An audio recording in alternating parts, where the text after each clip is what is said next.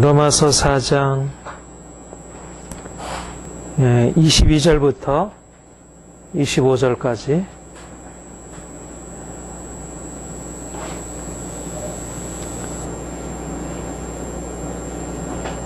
우리 함께 봉독하겠습니다. 그러므로 이것을 저에게 의로 여기시느니라. 저에게 의로 여기셨다 기록된 것은 아브라함만 위한 것이 아니요 의로 여기심을 받을 우리도 위함이니 곧 예수 우리 주를 죽은 자 가운데서 살리신 이를 믿는 자니라. 예수는 우리의 범죄함을 위하여 내어줌이 되고 또한 우리를 의롭다 하심을 위하여 하나하시느니라. 아멘.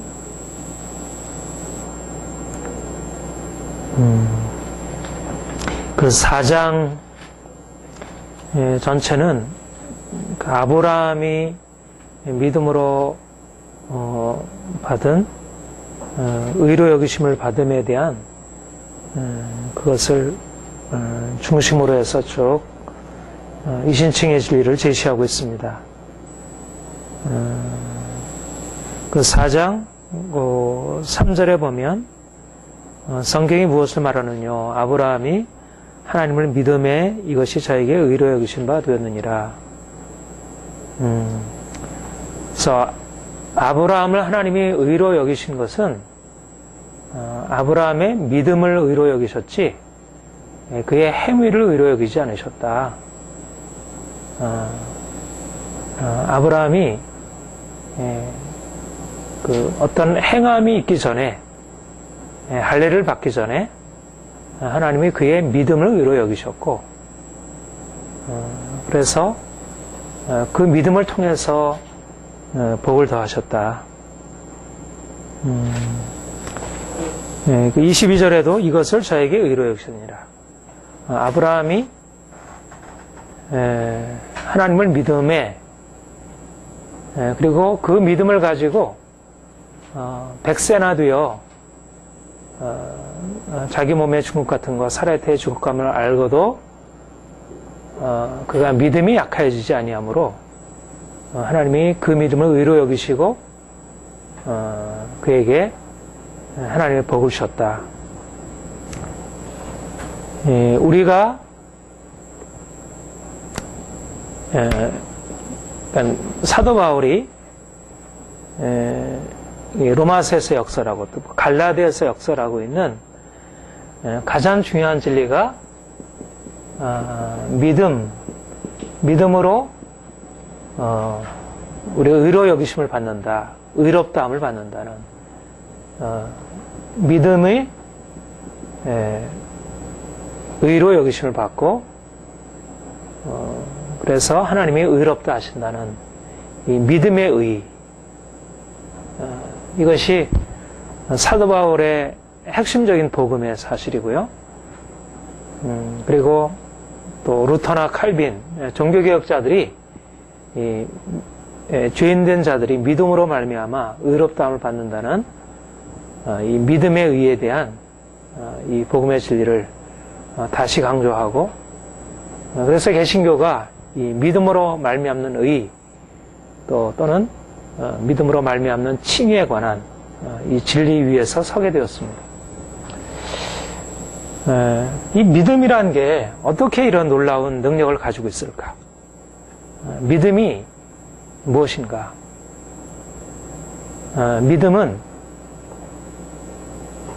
믿음이 무엇이에요? 믿음은 우리가 가지고 있는 것이지만 이거는 그 근원이 우리 안에 있는 게 아니고 하나님께로부터 저 밖에서부터 우리에게 주어진 것이에요. 물론 모든 게 다 하나님께서부터 주어진 거죠. 우리의 몸도 우리의 마음도 우리의 정신도 다 하나님께서 주신 것이죠. 그러나 그러니까 우리가 가지고 있는 모든 것이 다 하나님께로부터 나는 것이지만 믿음은 우리가 가지고 있는 것들이 하나님께로부터 났다는 의미와는 다른 의미에서 하나님께로부터 주어진 것이고 특별한 것입니다. 우리의 행위, 우리의 도덕적인 행위, 이것도 하나님의 선물이잖아요. 하나님이 우리를 하나님의 형상대로 지으시고, 그래서 우리가 이제 도덕적인 행위를 할 수 있게 되었고, 그래서 이 행위를 통하여 우리의 삶에서 복을 누리게 돼, 생명을 누리게 돼. 이게 하나님이 창세 전부터 정해놓으신 법칙이에요. 이거는 자연 법칙이에요. 그렇죠? 이건 그냥 자연 법칙은 아니고 도덕 법칙이라 할 수 있죠. 그러니까 사람들이 사실 오늘날은 이런 하나님이 그 창세로부터 심겨놓은 이런 도덕 법칙이 위협을 받고 있어요. 요즘 이 시대가 특별히 포스트 모더니즘 이 시대가 되면서 이제 사람들이 악을 행하고서도 그 악에 대한 어떤 하나님의 형벌이 있다는 사실을 알지 못해요. 하나님의 형벌은 고사하고 아예 선과 악의 구분조차도 폐기하려고 하는 것이 오늘의 경우예요. 그런데 하나님이 본래적으로 사실은 창세로부터 이런 선을 행하면 복을 받고 악을 행하면 저주를 받는 이런 법칙, 도덕 법칙을 창세로부터 이 우주에 심어 놓았고, 또 사람들이 양심에다 심어 놓았고, 또 실제적으로 하나님의 역사를 그렇게 운행하시고 있어요. 그래서 사람들에게 있어서는 내가 도덕적으로 살아간다는 게 굉장히 중요해요. 사람들이 오늘날은 그것을 인정하지 않고, 그렇지만 이것이 온전하게 인정되지는 않지만, 그래도 우리의 인간관계에 있어서 또 사회의 설립과 유지에 있어서 이런 원칙이 잘 적용이 되고 있어요. 우리가 언론에서 예를 들면 뭐 정치나 이런 상황에 대해서 판단하고 할 때 다 이런 정의의 원칙 가지고 이제 판단하는 것이잖아요. 그러니까 이 땅에서 복을 누리려면 그러니까 무엇이 중요합니까? 행위가 중요한 거예요. 이 땅에서는 선한 행위, 의로운 행위가 중요해요. 그러니까 믿지 않는 사람이라 할지라도 그가 의로운 행위, 선한 행위를 행하면 이 땅에서 복을 누리게 돼 있어요. 이게 하나님이 정해놓으신 법칙을 이제 하나님이 공평하게 이제 적용하시는 거죠. 내가 열심히 운동하면 자연 법칙에 따라서 건강할 수 있듯이 도덕 법칙이 있어서 선을 행하면 자신과 가정과 그 사회 공동체가 복을 받을 수 있어요. 그러니까 이 땅의 삶에 있어서는 이 지상, 이 땅에서는 이 도덕이 아주 중요합니다. 이 도덕성이야말로 중요하고, 그래서 오늘날 우리가 이 사회, 우리 나라가 잘 살고 정말 이렇게 번영하기 위해서 지켜야 할 것은 도덕적인 질서예요. 이건 너무너무 중요해요.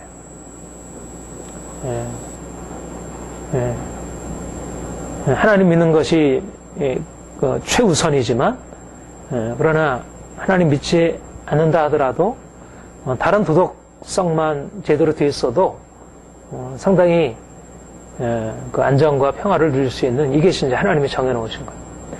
그런데 믿음이라는 건 뭐냐면, 믿음이란 건 이것을 넘어서 있는 것입니다.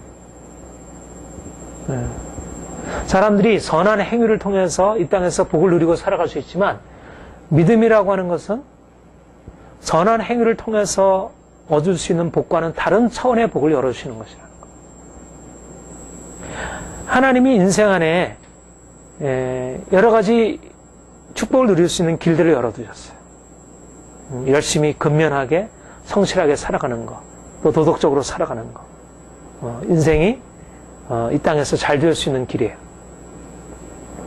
그러나 하나님은 이 땅에서 복을 누리는 것 이상의 하늘의 놀라운 축복, 하나님께로부터 부어지는 우리가 보통 우리의 도덕과 우리 이성을 통해서 한다라고 알 수 있는 것을 넘어서 있는 그 엄청난 하나님의 축복을 주시기 위해서 그 길들을 우리에게 계시하셨는데 그게 바로 믿음으로 말미암는 의라고 하는 것입니다. 우리가 믿음으로 말미암아 하나님께 나아가게 될 때 하나님이 우리가 행위를 통해서 이 땅의 사람들이 복을 얻을 수 있는 것과 비교할 수 없는 놀라운 복을 누리게 된다는 것입니다.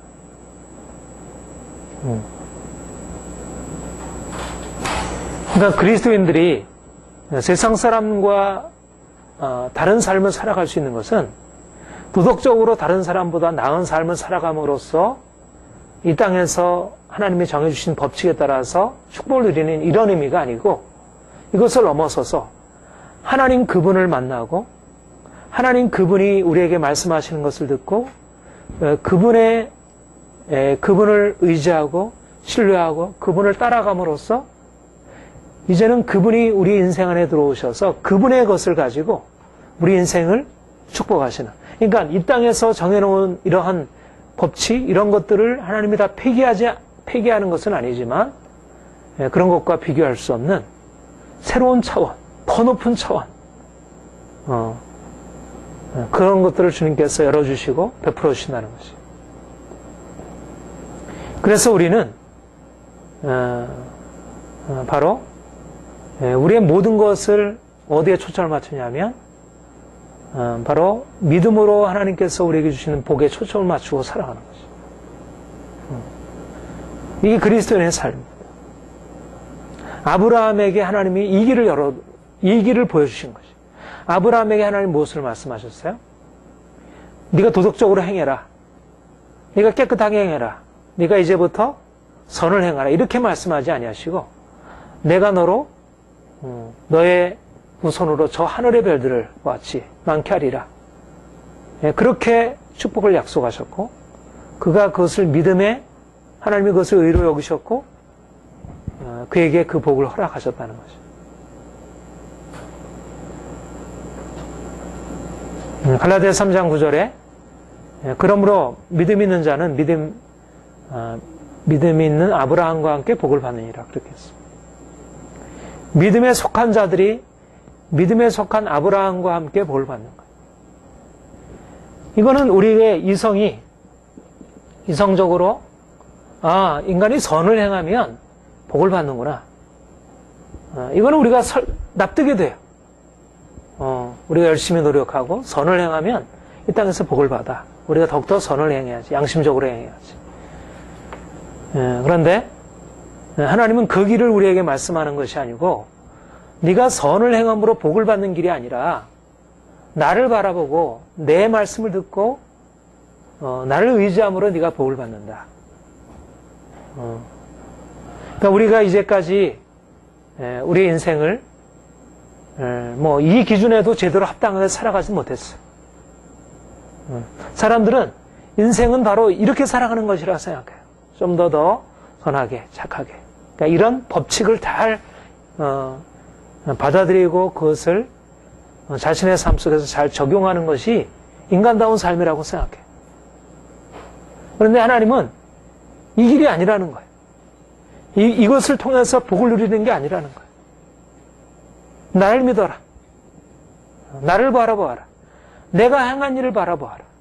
내가 누군지에 대해서 집중해라. 네가 무엇을 행할 거가 아니라 내가 무엇을 행했는지를 바라보아라. 내가 누구인지를 바라보아라 하는 것입니다. 그래서 근본적인 접근이 달라요. 근본적인 접근이 달라요. 그러니까 우리는 예수를 믿을 때 내가 무엇을 행해야 할까가 아니라 하나님이 누구시며 하나님이 무엇을 행하셨는가, 하나님이 내게 무엇을 말씀하시는 거에 초점을 맞추는 거예요. 그래서 그것을 믿음으로 받아들일 때 하나님은 그것을 기뻐하신다는 거예요. 그걸 의로 여기신다는 거예요. 내가 설사 많은 잘못을 했다 할지라도, 내가 그렇게 도덕적이지 않아도, 내가 완벽하지 않아도 하나님은 그 완벽하지 않은 내게 하나님께서 일하실 것을 바라보고 그것을 믿음으로 나아가면 하나님은 그것을 기뻐하신다는 거예요.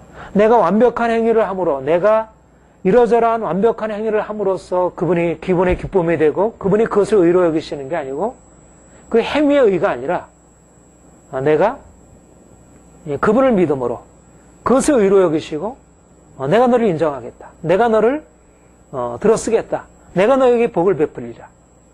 이렇게 행하신다는 거예요. 방식이 다르죠. 방식이 달라요. 그러니까 이것을 터득을 해야 돼. 근데 이제 이것을 놓치게 됩니다. 우리는 이제 이 보이는 세상 속에서 이게 최선이라고 생각해요. 이 길이. 이것을 넘어서서 하나님이 죽은 자를 살리시고 우리의 삶에 놀랍도록 역사하시는 이 사실들에 대해서 우리가 보지 못하고 또 우리가 그것을 믿을 때 우리 인생 안에 기적이 역사되고 변화가 일어난다는 사실을 우리가 붙들기가 쉽지 않아요.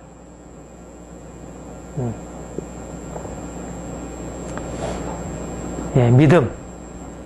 믿음이 전부입니다. 더 온전한 믿음으로 되어지는 것. 어떤 게 쉽습니까? 믿음이 쉽습니까? 행위가 쉽습니까? 믿으면 하나님이 내가 네 후손을 저 하늘의 별들과 같이 많게 하리라. 그것을 믿으면 하나님께서 의로 여기셨고 그래서 복을 주셔요. 믿음이 쉽잖아요. 그냥 아무런 드는 것 없고.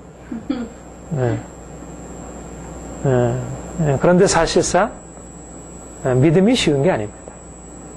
여기 본문을 한번 보세요.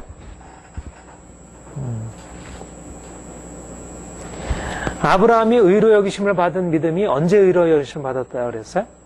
창세기 15장에서 그 하늘의 별들을 보면서 주님께서 말씀하신 것에 대해서 믿었을 때 그를 의로 여기심을 받았다고 그랬어요. 그런데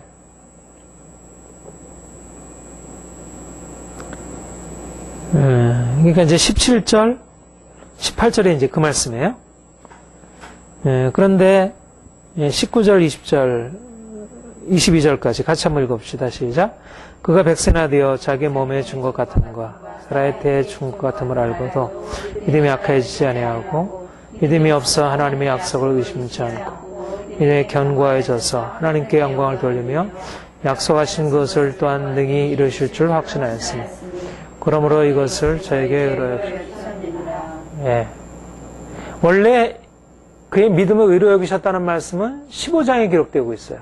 그러니까 아브라함이 75세 때 갈대우르를 떠나오고 나서 얼마 안 있어서 그 말씀을 하셨는데 그때 믿음을 의로 여기셨다고 했어요.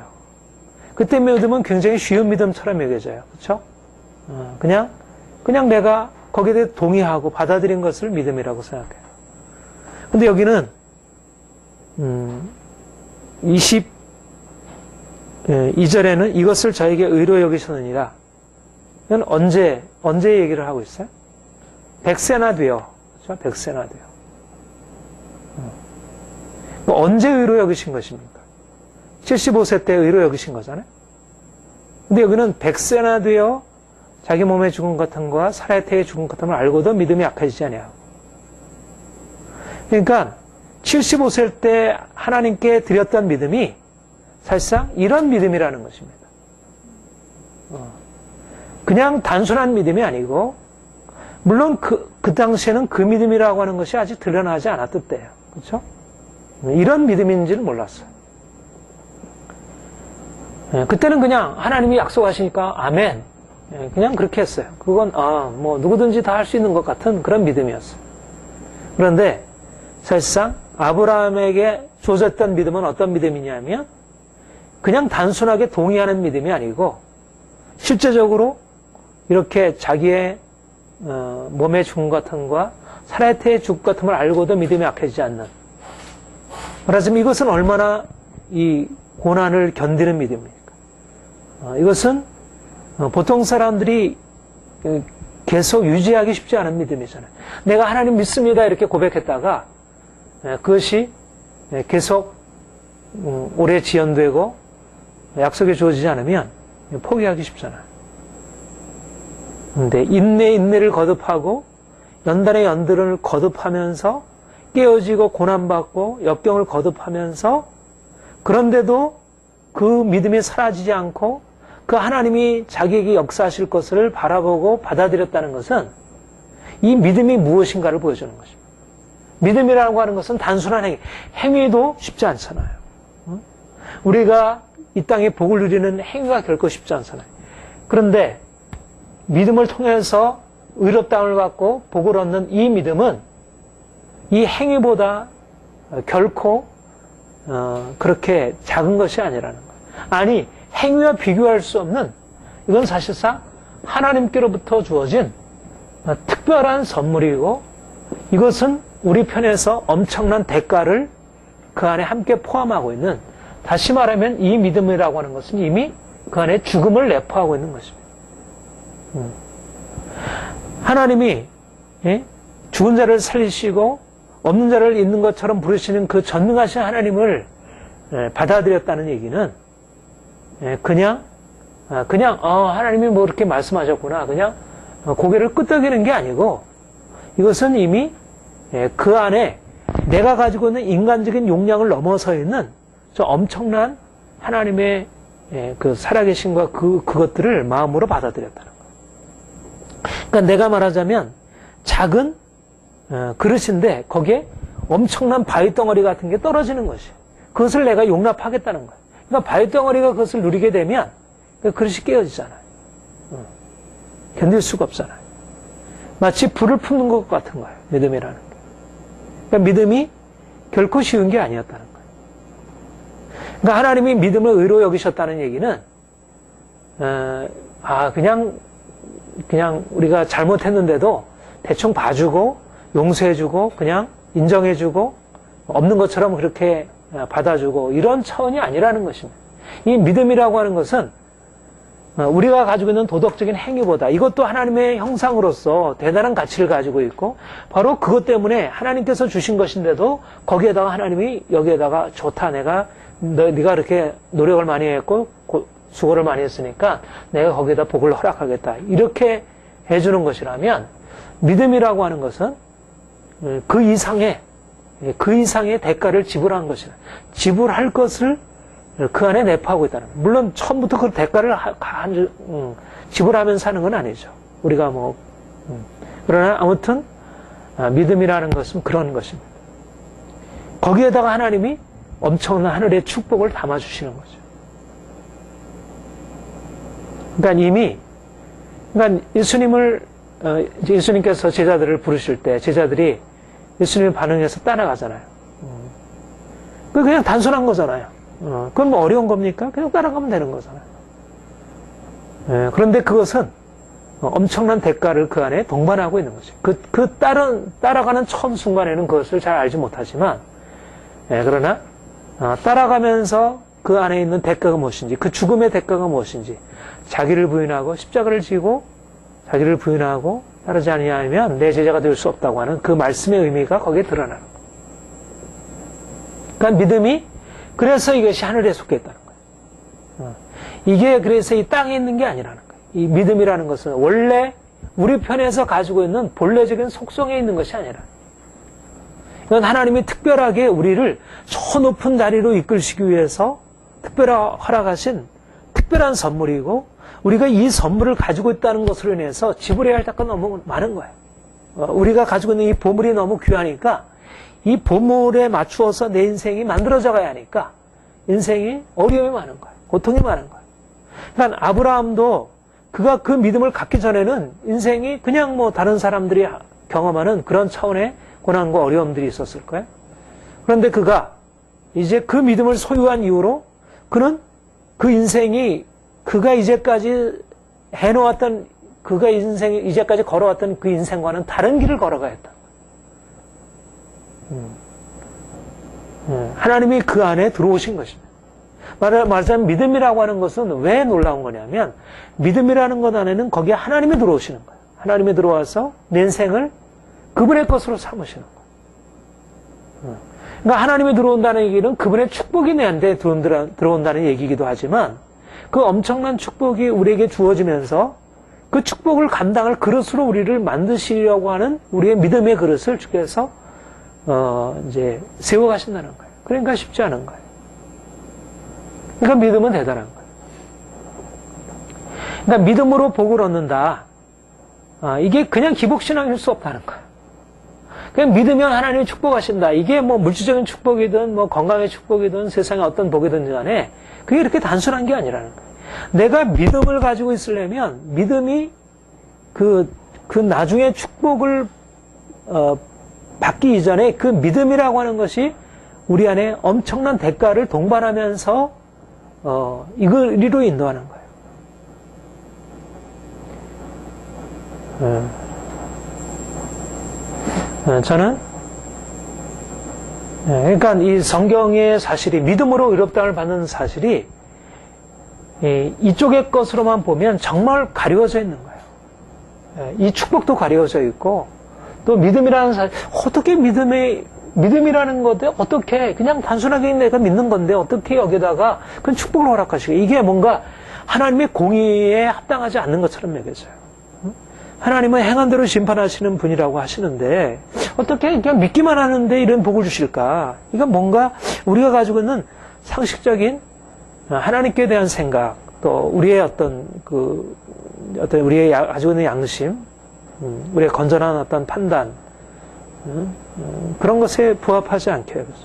그러나 이거는 그야말로 지극히 정의로운 것입니다. 믿음으로 의롭다함을 받는다는 것, 우리가 믿음으로 말미암아 하나님 놀라운 축복을 누린다는 것은 지극히 정의로운 것이죠.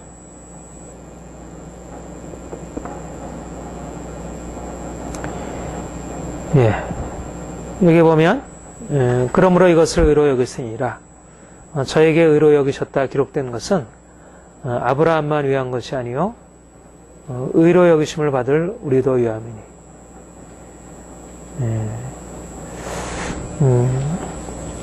그러니까 하나님이 성경의 사실들을 성경의 이 역사적인 모든 기록들은 그러니까 우리를 위한 것들이에요. 아브라함의 하나님, 이삭의 하나님, 야곱의 하나님, 그 과거 역사 가운데 이스라엘 역사 가운데 살아서 역사하셨던 그 하나님은 또 우리 하나님이 되셔서 그가 아브라함에게 행하셨던 것과 동일한 방식으로 우리에게도 동일하게 이 원리를 따라 행하신다는 것입니다. 아브라함이 믿음으로 말미암아 의를 인정받았고 그가 의롭다함을 받았고 그가 축복을 누렸다면 마찬가지로 오늘날도 우리가 믿음으로 말미암아 의를 인정받고 하나님의 축복을 누리게 될 것이다. 사람들은 행위로 말미암아 복을 누리는 이 땅의 차원, 일반적인 이성적인 차원의 것들을 알고 있고 이리로 나아가지만 아브라함이 그 보이는 행위의 차원을 넘어서서 믿음의 차원, 하나님, 인간의 생각과 인간의 삶을 전적으로 뛰어넘으시는 그 하나님을 바라보고 그분을 의지하고 그 믿음으로 말미암아 놀라운 축복을 받아 누리게 되었다. 주님이 오늘날도 우리에게 그렇게 행하시겠다는 것입니다. 그러니까 창세기 15장에서 아브라함이 이것을 믿음에 이것을 그에게 의로 여기셨나니 이 말씀은 과거 역사적인 사건이지만 오늘날도 우리의 삶 속에서 주님이 오셔서 우리에게 말씀하시고 우리가 그것을 믿음으로 받아들일 때 동일하게 그 믿음을 의로 여기시고 거기에 주님의 축복을 부으신다는 것입니다. 그러니까 우리는 그러니까 과거에 역사하셨던 그 하나님을 지금의 삶에서 현재화하며 살아갈 필요가 있어요. 그러니까 우리의 삶에 주님이 동일하게 믿음을 통해서 보통 사람들이 누리는 것과는 다른 차원의 복을 누렸던 아브라함과 같이 지금도 우리가 보통 사람들이 많은 사람들이 있지만 이 세상에 많은 사람들이 이 원리를 가지고 이성의 원리를 가지고 열심히 노력하고 열심히 애씀으로 인생의 복을 추구하고 있지만 우리는 그 길과는 다른 차원의 하나님을 믿음으로 말미암아 의로 여기심을 받고 축복에 이르는 이 믿음의 길, 이 믿음의 도, 믿음의 원리, 이 원리를 터득해 나갈 필요가 있다는 거예요. 아브라함이 이 믿음을 가지고 시작했지만 그러나 그가 그 믿음이 무수한 연단의 과정을 통해서 그것을 의로 여기심을 받았다면 우리도 동일하게 여러 가지 많은 삶의 어려움들, 역경들의 과정을 통해서 우리의 믿음이 실제적으로 보다 더 연단되고 온전케 되어서 하나님이 우리를 위해서 예비해 놓으신 그 놀라운 축복을 받아 누릴 수 있도록 이것이 우리가 말씀을 읽는 의미이고요. 우리가 설교를 듣고 우리가 하나님을 묵상하는 의미인 것입니다. 과거의 기록이 우리 현재 삶에서 실제가 되도록 아브라함이 믿었던 하나님은 죽은 자를 살리신 하나님이라 그랬습니다. 없는 것을. 그러니까 믿음이라는 것은 뭐냐면 그러니까 우리의 삶의 문제로부터 시작해서 하나님의 어떤 도움을 구하는 것, 이게 믿음의 한 요소이긴 하지만 그러나 믿음의 핵심은 뭐냐면 우리가 생각을 뛰어넘는 그분을 인정하는 거죠. 그러니까 믿음이 아까도 얘기했지만 왜 믿음이 죽음이냐? 왜 믿음이 죽음이냐면 그냥 우리가 우리의 필요를 채워주는 어떤 절대적인 존재에 대해서 우리가 의지하고 나아가는 것이면 그거는 뭐 그게 죽음일 필요가 없잖아요. 그건 오히려 우리가 원하는 바, 우리에게 필요한 것을 채워주는, 우리의 돕는 그런 의미겠죠. 근데 왜 믿음이 죽음이냐? 이것은 우리의 생각을 뛰어넘어 계신 그분을 인정한다는 거예요. 죽은 자를 살리신 하나님. 우리는 내가 배고플 때 나에게 밥을 주신 하나님, 이 하나님이 아니고 죽은 자를 살리신 하나님, 기적을 행하신 하나님, 우리의 생각과 우리의 판단을 넘어서 일하신 하나님, 저 밑바닥에서 위로 올리신 하나님, 저 죽음에서 생명으로 옮기신 하나님, 그 하나님을 인정하는 것이에요.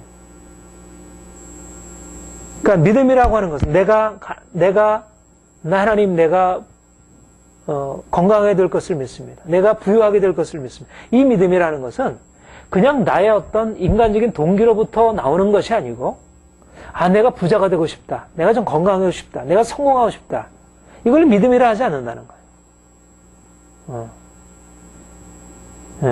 기복신앙과 믿음의 차이는 뭐냐면, 기복신앙은 나의 소원을 채워줄 어떤 존재에 대한 나의 기대를 기복신앙이라 그래요. 근데 믿음이란 동일한 걸 구해도 우리로서는 불가능한 일들을 기대하는 거예요. 말하자면 오병이어에서 5,000명을 먹이시는 주님을 내가 믿음으로 받아들이는 거예요. 그건 불가능한 일이죠. 그건 그러기를 원하지만 사람들이 그런 것을 믿지 못하잖아요. 그러는 기적은 없다고 생각하잖아요. 그러니까 우리가 믿음을 통해서 하나님이 복을 주신다는 것이 사람들이 그렇게 다 받을 만하지 않다는 거예요. 믿으면 복 받는다. 이게 다 받을 만한 게 아니라는 거예요. 그냥 우리가 믿으면 그냥 건강해지고 인생이 조금 더 좋아지고 나아지고 이런 차원이라면 우리 그렇게 되면 좋겠지. 그러나 그런 차원으로 주님께서 우리에게 다가오시지 않으시니까 죽은 자를 살리시는 하나님, 없는 것을 있는 것처럼 부르시는 하나님, 우리로서는 도무지 생각할 수 없는 일들을 이루시는 하나님, 그 하나님을 바라보는 것이니까 아까 얘기한 대로 그 하나님을 우리가 인정한다는, 믿음으로 받아들인다는 것은 불을 품는 것과 같은 거예요. 우리로서는 너무 감당하기 어려운 그 큰 하나님의 그 현존, 그 임재를 우리가 받아들인 것을 의미하는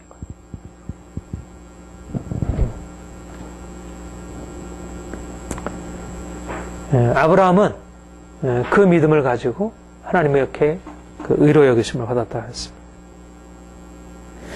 그런데 아브라함이 죽은 자를 살리신 하나님을 믿었는데 우리 또한 우리는 어떤 하나님을 믿습니까? 24절 같이 읽어볼까요?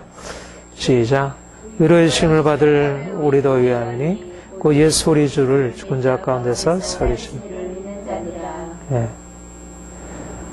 아브라함이 하늘의 별들과 같이 내 자손이 많게 하리라 하시는 하나님의 약속을 믿은 것은 죽은 자를 살리신 하나님을 믿는 믿음과 같다 그랬습니다. 자기가 죽은 것 같은데 하나님이 죽은 것 같은 자신의 몸을 통하여 하늘의 별들과 같은 자손을 낳게 하리라고 하는 믿음을 가진 것이니까 이것은 죽은 자를 살리신 하나님에 대한 믿음으로 그렇게 인정할 수 있어요. 그런데 우리는 예수 그리스도를 죽은 자 가운데 살리신 하나님을 믿는 자라는 것입니다. 그러니까 아브라함에게 계시되셨던 하나님, 그 하나님은 전혀 아기를 낳을 수 없는 몸을 통하여 수많은 자손을 이렇게 낳게 하시고 큰 민족을 이루게 하실 그 전능하신 하나님, 그 창조주 하나님, 그 기적의 하나님을 믿는 믿음이었다면 우리는 특별히 그 하나님이 예수 그리스도를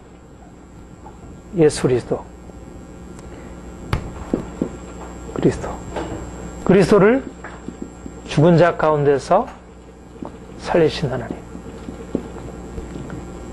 우리의 믿음의 대상, 우리에게 계시하신 하나님, 우리에게 자신을 나타내신 하나님은 누구시냐면 바로 예수 그리스도를 죽은 자 가운데서 살리신 그 부활의 하나님, 그 하나님을 우리가 믿는 것이고, 또 우리가 이 하나님을 믿는다는 것은 바로 이 하나님이 우리의 하나님이 되셔서 우리를 죽은 자 가운데서 살리실 것을 믿는 믿음을 의미하는 것입니다. 그러니까 우리는 아브라함을, 죽은 자와 같은 아브라함을 통해서 수많은 자손을 낳게 하실 그 믿음을 아브라함이 소유함으로 그 축복을 받아 누린 그 믿음을 우리가 본받아 우리가 우리의 현실 삶 가운데서 그런 축복을 기대하고 나아갈 수가 있고, 또 우리는 보다 더 그런 아브라함의 믿음보다, 아브라함에게 주어졌던 그 계시의 차원보다 더 높은 계시의 차원, 이제 정말 그 실체, 하늘과 땅의 모든 것을 다 포함하고 있는 놀라운 축복의 차원, 그것을 열어주신 이 예수 그리스도를 죽은 자 가운데 살리셨다는 이 엄청난 이 사실, 그리고 우리를 그 죽은 자 가운데 살리시는 그 하나님의 놀라운 능력의 차원으로 인도하시는 그 하나님을 믿는 믿음으로 우리가 의로 인정받고 우리가 그 축복을 받아 누리게 된다는 것입니다. 아브라함이 죽은 자를 살리신 하나님을 믿음으로 말미암아 그가 의로 인정받고 그 죽은 자를 살리신 하나님을 만난 것처럼 우리가 예수 그리스도를 주로 죽은 자 가운데서 살리신 하나님을 믿음으로 우리 안에도 죽은 자를 살리신 하나님의 능력이 역사하여 우리가 그 생명을 누리고 살아갈 수 있게 된다는 것이에요. 자, 한번 찾아봅시다. 에베소서. 죽은 자를 살리신 하나님을 믿는 믿음. 우리가 자주 에베소서 1장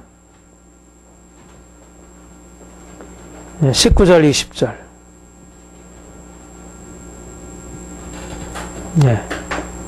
함께 읽겠습니다. 시작. 그의 힘의 강력으로 역사하심을 따라 이는 우리에게 엎으신 능력의 지극히 크심이 어떠한 것을 우리가 알게 하시기를 원합니다. 그 능력이 그리스도 안에서 역사하사 죽은 자들 가운데서 다시 살리시고 하늘에서 자기의 오른편에 앉으사. 바로 예수 그리스도를 죽은 자 가운데서 살리신 그 능력이 우리에게 베풀어진 능력이라는 것입니다. 우리가 예수 그리스도를 죽은 자 가운데서 살리신 것을 믿는다고 하는 것, 예수 그리스도를 죽은 자 가운데 살리신 그 하나님을 믿는다는 그 믿음은 무엇을 의미하냐면 곧 그 능력이 우리에게 베푸신 능력임을 깨닫는 것. 사도 바울은 그것을 위해서 기도한다고 했습니다. 에베소 교회가 바로 이 부활의 하나님의 능력을 깨달을 수 있도록, 부활의 하나님의 능력이 자신들의 삶 가운데서 역사되고 있다고 하는 사실을 깨달을 수 있도록. 그러니까 아브라함의 육체의 몸을 그 생물학적인 그 몸을 바꾸어서 그의 몸에서 아들을 잉태케 할 수 있는 그런 능력의 하나님이 계시되었다면 그 하나님이 믿음으로 인정되었고 그 믿음이 그대로 현실로 성취가 되었다면 이제 예수 그리스도를 죽은 자 가운데 살리신 그 부활의 능력이 이제 우리의 믿음을 통하여 우리에게 동일하게 역사해서 우리가 그 생명의 능력을 경험하는 차원으로 들어가는 것.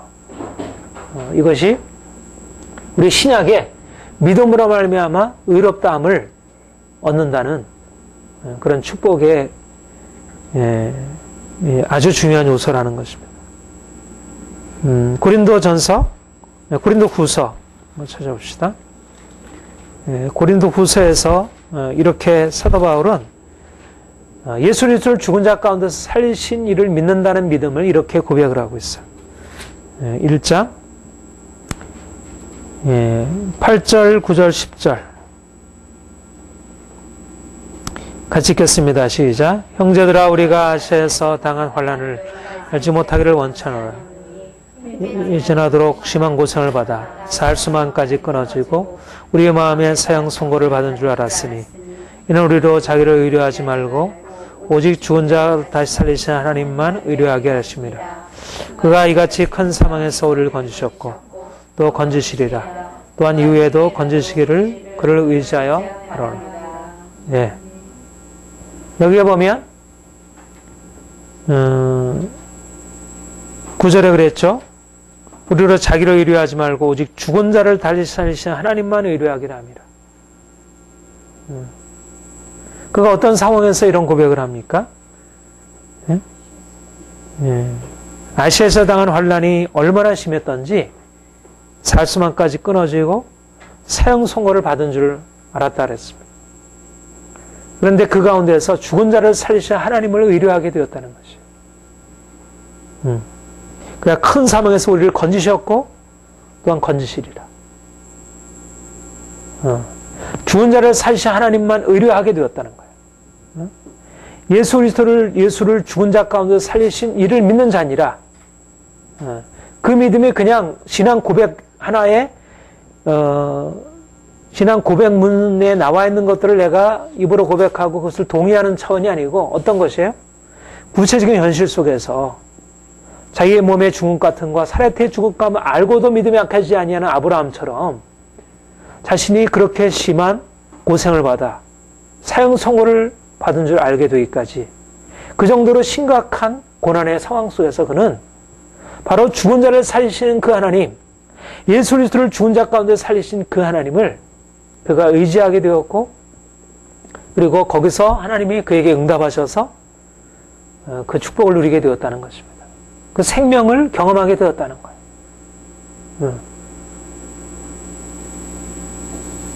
우리가 하나님이 우리에게 믿음으로 말미암아 우리가 믿는 믿음은 뭐냐면 죽은 자를 살리신 하나님을 예수 그리스도를 죽은 자 가운데 살리신 그 하나님, 그 전능하신 하나님, 그 하나님을 믿는 것을 의미하고 바로 그 믿음을 위해서 하나님이 사도 바울을 그런 중국 같은 상황, 죽음의 상황, 고난의 상황, 절망적인 상황에 그를 이끄셨고 바로 그 가운데서 그는 죽은 자를 살리신 하나님만 의뢰하게 되었고 그러니까 똑같잖아요. 그러니까 우리가 처음부터 예수를 죽은 자 가운데 살리신 하나님을 믿잖아요. 그렇죠? 우리가 처음부터 로마서 10장 9절인가 보면 예수의 주되신 것과 하나님이 예수 그리스도를 죽은 자 가운데서 살리신 것을 믿는 자를 하나님이 의롭다 하신다 그랬어요. 그러니까 우리가 믿음 안에는 처음 믿음부터 우리는 죽은 자를 살리신 하나님, 예수 그리스도의 그 부활의 사실들을 믿어요. 근데 그 부활의 사실들을 믿는다는 게 뭐냐? 그것은 실질적으로 우리가 우리의 죽은 자 같은 상황에서 우리가 죽은 자가 되어서 거기서 하나님이 우리를 부활시키는 그 부활의 능력을 우리가 믿는다는 것을 의미한다는 거예요. 이거는 그냥 단순한 고백이잖아요. 단순하게 내가 예수님이 죽은 자 가운데 살아나셨습니다. 나도 죽은 자 가운데 살아났습니다. 나도 살아나게 될 것입니다. 우리가 그것을 믿어요. 그런데 주님은 우리의 믿음을 실제적인 믿음으로 이끌어 가시는 거죠. 그러니까 고난이 없는 것이 아니고 오히려 고난 속에서 죽은 자를 살리시는 하나님을 의뢰하게 되고 알게 되는 것입니다. 이게 믿음의 내용이고 하나님께서 사도들을 이끌어 가신 것이고 또 진정으로 주님을 의뢰하고 믿는 사람들, 오늘 신약의 그리스도인들은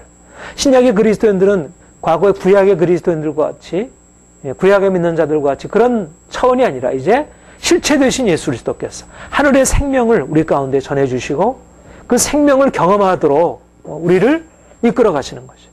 그래서 죽은 자를 살리신 하나님, 예수 그리스도를 죽은 자 가운데서 살리신 그 하나님이 우리 안에 동일하게 역사하셔서 우리를 죽은 자 가운데 살리시는 그 부활의 능력들을 체험하도록 하나님은 우리가 이제 그런 고백을 하기를 원하시죠. 내가 죽은 자 가운데서 내가 이런 부활의 능력을 체험하기를 원합니다. 그러니까 어떤 고난도 그러니까 우리가 죽은 자를 살리신 하나님, 예수를 죽은 자 가운데 살리신 하나님을 믿는 믿음이라고 하는 것은 뭐냐면 어떤 고난도 나를 넘어뜨릴 수 없고 어떤 환난도 내가 그리스도 안에서 누리는 이 생명을 뺏을 수 없다는 그런 믿음을 고백하는 것을 의미하는 거죠. 그러니까 주님께 역사하셨던 그 생명의 능력이 우리에게도 동일하게 역사하고 우리 어려서 모든 상황 속에서 우리가 평화를 누리고 기쁨을 누리고 하나님을 예배할 수 있는 것입니다. 우리가 지난주 말씀처럼 무명한 자 같으나 유명한 자, 죽임을 당하는 자 같으나 우리가 죽지 아니하고 우리가 우리의 삶 가운데 그 주님의 생명이 우리 안에 역사하고 있는 거예요. 예수 그리스도께서 우리를 그 놀라운 생명의 차원으로 이끌어 가시는 것입니다. 이것을 믿는 것이에요. 그리고 이것을 믿을 때 실제적으로 그 능력이 우리에게 역사하는 것이에요. 그러니까 믿음의 삶은 그러니까 세상 사람들이 죽음을 두려워하고 어찌하든지 고난을 두려워하고 그것을 피해서 안전한 곳으로 가려고 하는 그런 삶의 차원을 넘어서서 죽음 한가운데로 들어가서 죽음 가운데서 우리를 살리시는 그 하나님의 능력을 기대하고 앞으로 나아가는 것이에요. 우리 고린도후서 4장 보십시다.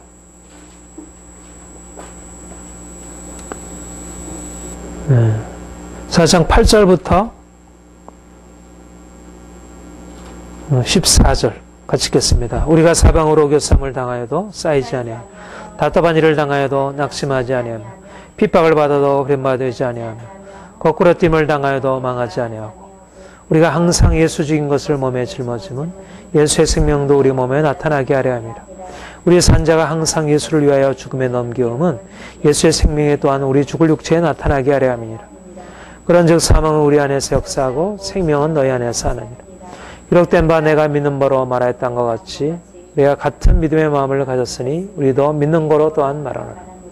주 예수를 다시 살리신 이가 예수와 함께 우리도 다시 살리사 너희와 함께 그 앞에 서게 하실 줄을 아노니. 네.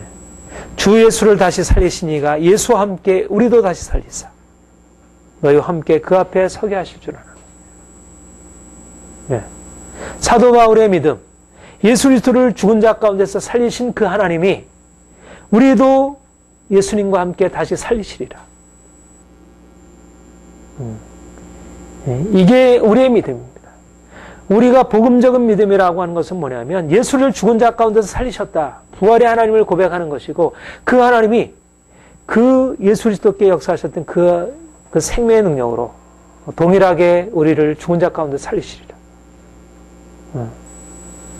그래서 우리가 항상 예수 죽인 것을 몸에 짊어질 수 있고 우리 산자가 항상 예수를 위하여 죽음에 넘길 수 있다는 거예요. 부활의 능력을 우리가 믿음으로. 그러니까 믿음의 차원은 그러니까 우리가 눈으로 보고 우리가 세상의 복을 구하고 그래서 좀 더 건강하게 좀 더 지혜롭게 좀 더 착하게 그렇게 살아가는 이 삶을 우리가 인정하지만 그러나 이 삶을 넘어서서 그 주님이 주시는 부활의 생명을 우리가 기대하고 믿음으로 그 부활의 생명의 주님을 믿음으로 우리가 고난 한가운데서도 믿음을 붙들고 주님을 붙들고 그 믿음으로 전진하는 것입니다. 예. 믿음이란 바로 그 생명을 품고 살아가는 것이고 또 생명을 얻기 위하여 기꺼이 죽음으로 자신을 내어드리는 것입니다. 예. 이것이 믿음이에요. 하나님이 이 믿음을 주신 거예요. 그러니까 세상에 갖지 못한, 세상은 감히 생각도 못하는 그 믿음의 차원을 주님께서 열어주신 것입니다.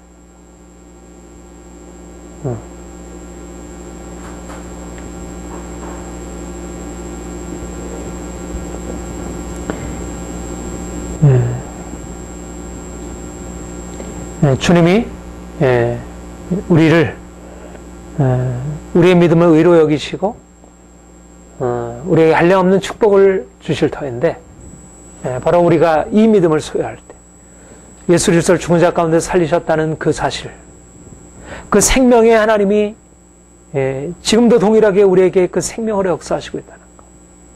우리를 둘러싸고 있는 많은 문제가 있고 고통이 있고 어려움들이 있지만 그러나 그 모든 것을 넘어서서 하늘로부터 그의 생명을 부으실 것이라고 하는 그 사실을 우리가 믿음으로 계속 인정하고 나아갈 때 주님이 그 놀라운 생명을 이 땅에서도 우리가 경험할 수 있도록 우리의 삶을 이끌어 가시고 전혀 다른 삶이 우리에게 전개되는 것입니다.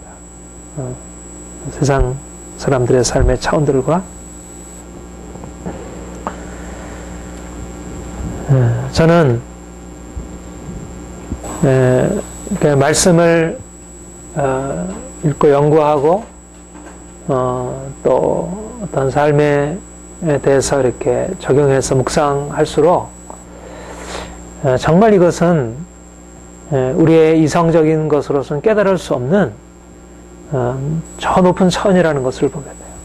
이거는 정말 계시적인 차원이고 이것은 우리가 어떤 하나님의 성령 역사가 우리에게 이렇게 열려질 때는 그게 분명하게 보여요.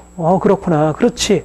주님이 그렇게 우리의 하나님 되시지. 주님이 우리에게 그렇게 역사하시지. 그렇지. 우리가 죽으면 주와 함께 영광을 누리지. 그런데 사실상 이것은 우리의 경험적인 사실을 넘어서 있는 것이어서 우리가 또 우리 현실 안으로 들어가서다 보면 이것은 전혀 안 보이는 거예요. 전혀.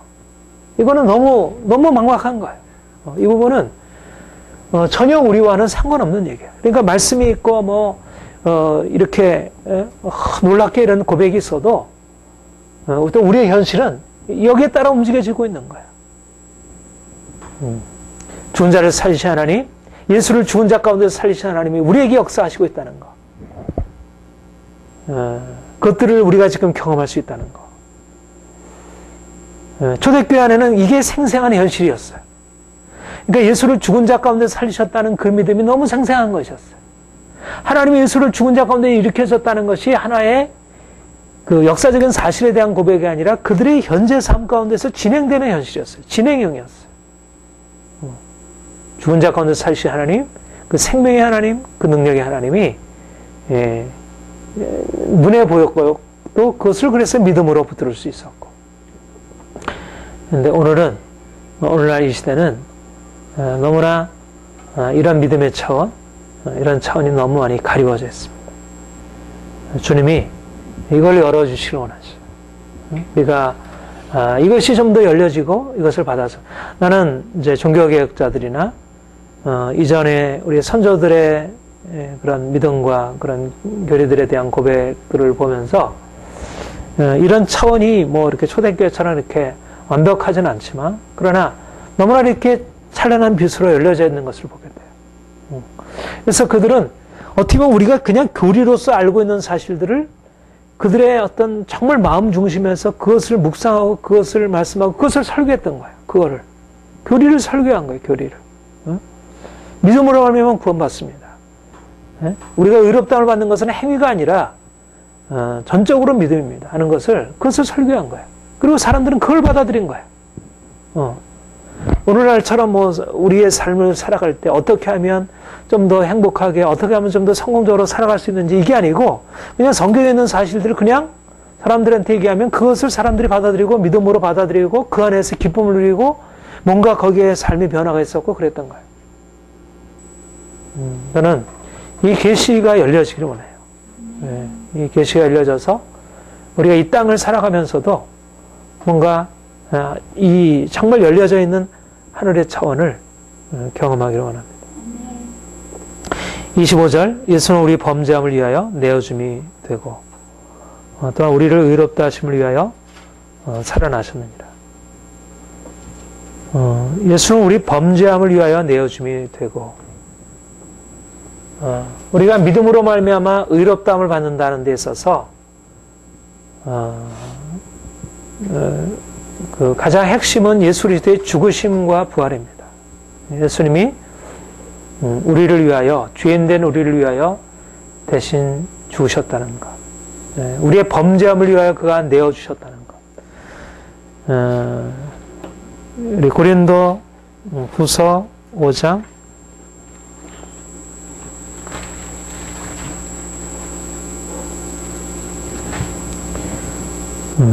5장 21절 시작. 하나님이 죄를 알지 못한 자로 우리를 대신하여 죄를 삼으시고 우리로 하여금 저희 안에서 하나님의 의가 되어. 우리가 하나님 앞에서 죄인 되었고 우리가 하나님 앞에 정죄 아래에 놓여 있었는데 죄를 알지 못하신 자로 우리를 대신하여 죄를 삼으시고 그래서 우리가 그 안에서 하나님의 의가 되도록 하셨다는 것. 예수는 우리의 범죄함을 위하여 내어주심이 되셨다. 우리 갈라디아서 2장 봅시다. 갈라디아서 2장 20절 21절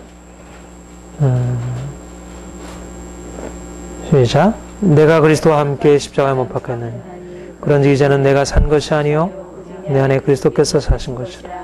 이제 내가 육체 가운데 사는 것은 항아사 나를 위하여 자기 몸을 버리신 하나님의 아들을 믿는 믿음 안에서 사는 것이라.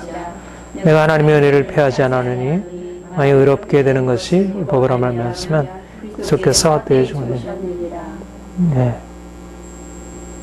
주님이 나를 위하여 자기 몸을 버리심으로 우리가 그 십자가의 죽으심으로 우리가 의롭다 함을 얻게 되었다는 것이에요. 그리스도의 십자가의 죽으심이 예수 그리스도의 십자가 우리가 예수를 믿는다는 것은 예수를 죽은 자 가운데 사신 하나님을 믿는 것이고 우리가 예수 그리스도를 믿는다는 것은 그리스도께서 우리를 위하여 자기 몸을 버리셨다는 것, 자기 몸을 버리신 범죄함을 위하여 그가 자신을 내어주셨다. 내어주신 그 십자가의 죽으심이 우리로 하여금 하나님 앞에 의롭다함을 얻게 했다는 것. 우리가 믿음이 어떻게 우리에게 의롭다함을 가져오느냐? 우리는 죄인인데, 우리는 마땅히 형벌받을 죄인인데 어떻게 죄인된 우리가 하나님 앞에서 의롭다 여기심을 받느냐? 의롭다 여기심을 받는 것은 정죄의 반대인데 우리가 마땅히 정죄를 받아서 죽음에 처해져야 하는데 어떻게 우리가 의롭다함을 받게 되느냐? 바로 예수 그리스도께서 자기 몸을 버리심으로, 그가 자기를 내어주심으로, 그가 십자가에 죽으심으로, 그리스도의 십자가에 죽으심을 믿는 믿음이, 이 믿음 안에 우리의 죽음이 들어있다는 것입니다. 우리의 죽음이. 우리 죄인된 우리가 예수 그리스도께서 우리를 위하여 죽으신 죽으심을 믿음으로 우리가 함께 죽음으로 우리가 그 죽음의 자리에서 그 하나님의 정죄로부터 벗어나서 이제는 하나님의 의로우심에, 의롭다 하심에 참여하고 그 생명에 참여하게 됐다는 거예요. 하나님은 우리의 죄를 그리스도 안에서 정죄하신 것입니다. 우리의 죄를. 그리스도 안에서. 하나님은 죄를 결코 그냥 용인하거나 받아주거나 하시는 분이 아니죠.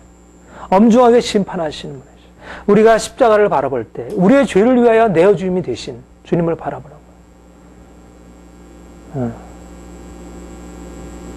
우리는 그 십자가를 바라볼 때 우리의 죄악이 얼마나 크고 두려운 것인지, 우리가 하나님의 형벌이 얼마나 두려우신 것인지를 거기서 느끼고 알게 돼요.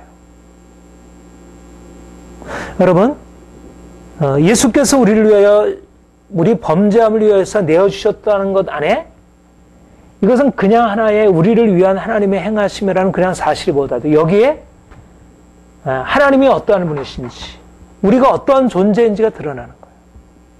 하나님이 얼마나 거룩하시고 하나님이 얼마나 두려우신 하나님이신지를 이 안에서 계시하신 것이.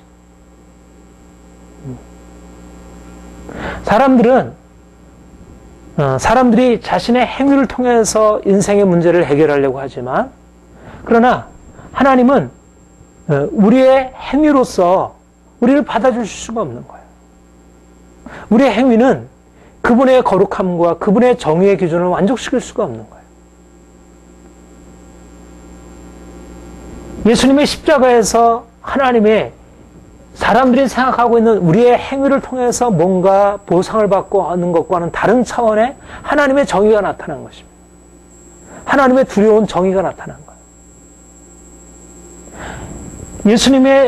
예수님의 그 부활을 통해서 엄청난 생명의 능력이 계시된 것처럼, 그 엄청난 생명이 나타난 것처럼, 예수님의 죽으심 안에서 그 범죄함을 위하여 내어주셨다는 것은 그냥 나를 위하여 그냥 죽었다는, 우리가 그냥 쉽게 생각하는 그런 사실이 아니라, 이것은 하나의 계시적인 차원으로 우리가 사람들이 생각한 것과는 다른 하나님, 그 두려우신 하나님, 그 거룩하신 하나님, 그 두려운 하나님이 나타났고, 우리는 거기 안에서 함께 주님과 함께 죽음에 처하게 되고, 이제는 더 이상 그 과거의 내 존재가 아니라 이제는 예수 그리스도 안에서 새로운 존재로 살아갈 수 있도록 주님께서 만드셨다는 것입니다. 이것이 범죄함을 위하여 내어주셨다는 것입니다.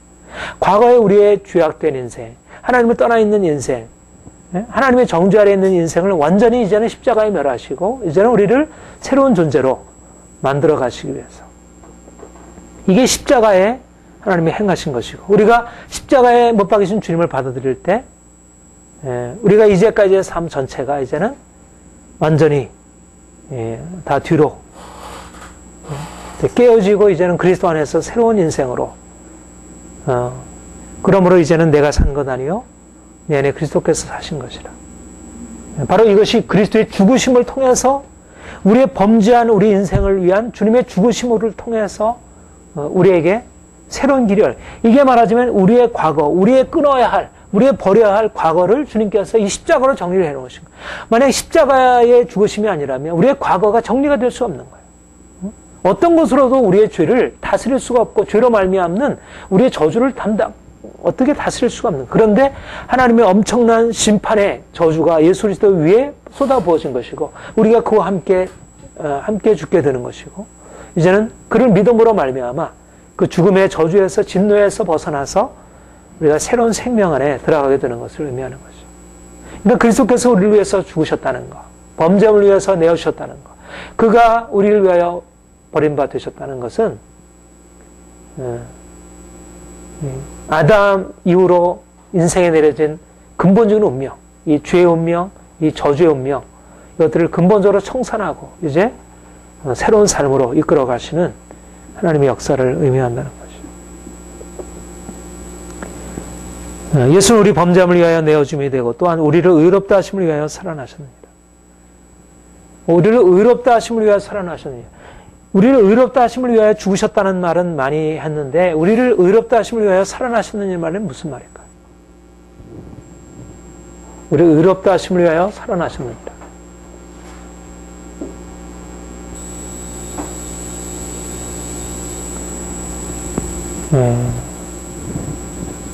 어떤 사람이 죄를 범하고 죄에 대해서 정죄를 하게 되면, 그 심판을 하고 정죄를 하게 되면 그 결과는 뭡니까? 죽음이죠. 그리고 어떤 의인에 대해서 의를 인정하고 그래서 그에게 심판을 내려서 그에게 주어지는 대가가 무엇이에요? 생명이에요. 그렇죠? 그런데 주님께서 우리를 의롭다 하심으로 우리에게 주시는 것이 생명인 것이에요. 생명. 근데 그 생명이 어떠한 생명이냐면 예수 그리스도께서 죽은 자 가운데서 다시 살아나신 그 벌에 예수님이 자기 몸을 버리시고 내어주심으로 그가 여기에 죽음으로 끝나신 것이 아니라 생명으로 부활하셨어요. 예수님이 죽음에서 생명으로 나가셨어요. 그리고 우리가 이제 주님과 함께 죽고 주님과 함께 다시 살게 되는 생명의 부활로 나오게 된다는 거예요. 바로 우리의 의롭다 하심이라고 하는 것은 우리가 이제 그리스도와 함께 죽고 내가 이제 죄인데 내가 죽음으로 남겨졌어요. 그러면 이제는 우리를 향한 정죄가 쏟아 부어진 거예요. 그 다음에 이제는 이게 정죄라고 하면 이제 우리가 그와 함께 의롭다함을 받고 칭의를 받게 되고 생명에 이르게 된다. 근데 그 생명에 이를 때 그 생명은 어떤 생명이냐면 바로 이 생명이라. 예수님이 받은 죽음이 십자가의 저주의 죽음, 저 지옥의 형벌이었다면 예수님이 의롭다 하심을 받아서 살아나신 생명은 바로 저 부활의 생명이고 우리도 마찬가지로 예수님과 함께 죽음에 넘겨워서 십자가의 죽음으로 근본적으로 심판을 당하게 되고 이제는 주님의 생명에 참여해서 그 부활의 생명으로 올리신 것. 바로 그 우리의 영원한 생명, 우리가 주와 함께 누릴 수 있는 우리가 그 정죄의 죽음에서 벗어나서 영원한 생명에 이르게 되는 그 생명을 위하여 주님께서 부활하셨다는 것입니다. 우리가 아까서 얘기한 대로 죽은 자를 살리신 예수를 죽은 자 가운데 살리신 그 하나님, 예수께서 하나님에 의하여 죽은 자 가운데서 다시 살아나셨는데 바로 그 죽은 자 가운데서 다시 살아나신 그 목적은 뭐냐면 바로 우리의 의롭다 하심을 위하여, 다시 말하면 우리의 생명을 위하여 그가 그렇게 행하셨다는 것입니다. 그래서 그 생명을 우리가 경험하고 살아가는 것입니다. 우리는 죽은 자 가운데 살아나신 예수 그리스도의 생명을 경험하며 살아가는 이 말씀을 로마서 8장에서 한번 보겠습니다. 8장 33절부터 37절 같이 읽죠. 시작. 누가 하나님이 택하신 자를 송사하리요 의롭다 하시니 하나님이시니 누가 정자리에 주실 뿐 아니라 다시 살아나신 이는 그리스도 예수시니 그는 하나님 우편에 계신 자요 우리를 위하여 간구하시는 자시 누가 우리를 그리스도의 사랑에서 끊으리요 혼란이나 공고나 핍박이나 기근이나 적시나 위험이나 칼이라 기록된 바 우리가 종을 주를 위하여 죽임을 당게 되며 또 살인령같이 여김을 받았나이다 그와 같으니라. 이래 우리를 사랑하신 이로 말며 누가 하나님의 택하신 자를 송사하려 의롭다 하시는 하나님이시니 누가 정죄하려 죽으실 뿐이 아니라 다시 살아나시는 예수 그리스도시니 주님이 우리를 위하여 죽으심으로 이제는 우리에게 더 이상 정죄가 없고 더 이상 심판이 없고 누구도 송사할 수 없게 되었어요. 그런데 우리는 다시 심판과 정죄에서 벗어날 뿐만 아니라 이제는 벗어나서 이제는 죽으실 뿐 아니라 다시 살아나신 예수 그리스도와 함께 이제 하나님 우편에 앉아 계신 주와 함께 주님의 생명을 누리며 살아갈 수 있게 되었다는 것입니다. 그래서 환난, 공고, 핍박, 기근, 적신, 위험이나 칼이나 있지만 그러나 이 모든 것이 우리를 사랑하시는 이로 인하여 넉넉히 이길 수 있는 것이 되었다는 것입니다. 바로 그것이 예수님이 죽은 자 가운데 살아나셨고 그 안에 우리를 의롭다 하심으로 생명에 이르게 하는 엄청난 능력이 내장되어 있고 우리가 그것을 받아 누리고 있기 때문에 바로 우리를 의롭다 하시기 위해서 살아나신 예수 그리스도 그분이 우리의 생명 되고 있다는 것. 그가 우리의 의가 되고 그가 우리의 생명 되셔서 지금 환난이 있고 공고가 있고 핍박이 있지만 그러나 그 모든 것에서 넉넉하게 승리할 수 있다. 예수님의 죽으심과 예수님의 부활 이것이 바로 지금 우리의 생명이다. 그것이 지금 우리가 사는 길이다. 사도 바울은 이렇게 고백을 하고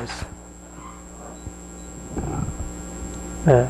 그러니까 우리가 예수를 믿음으로 말미암아 의롭다함을 받았다고 하는 것은 단지 교리적인 이해, 우리의 어떤 신앙적인 고백적인 차원을 넘어서 있는 우리의 실제적인 삶에서 주님이 죽은 자 가운데서 그가 우리의 죄를 위하여 죽으셨고 그가 우리의 생명을 위하여 다시 사셨고 그래서 우리가 주와 함께 죽고 주와 함께 다시 살아서 매일매일 거룩하고 흠이 없는 생명의 삶을 살아갈 수 있게 하셨다는 것.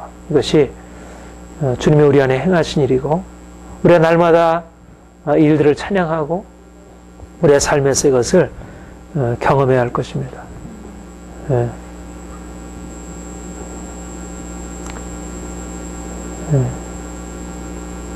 어떻게 생각하면 이런 교리적으로 어려운 일이지만 교리적으로 이것이 깨닫기 쉽지 않은 일이지만 우리가 정말 이렇게 주님을 우리의 마음으로부터 믿고 받아들이게 되면 이것은 우리의 영으로 우리의 삶에서 충분히 깨닫고 경험할 수 있는 것이라 생각해요.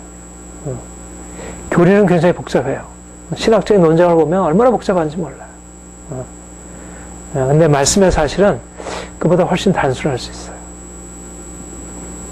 좀 더 이 깊은 사실들을 우리가 더 깨달아서 우리 삶에 경험하기 원합니다.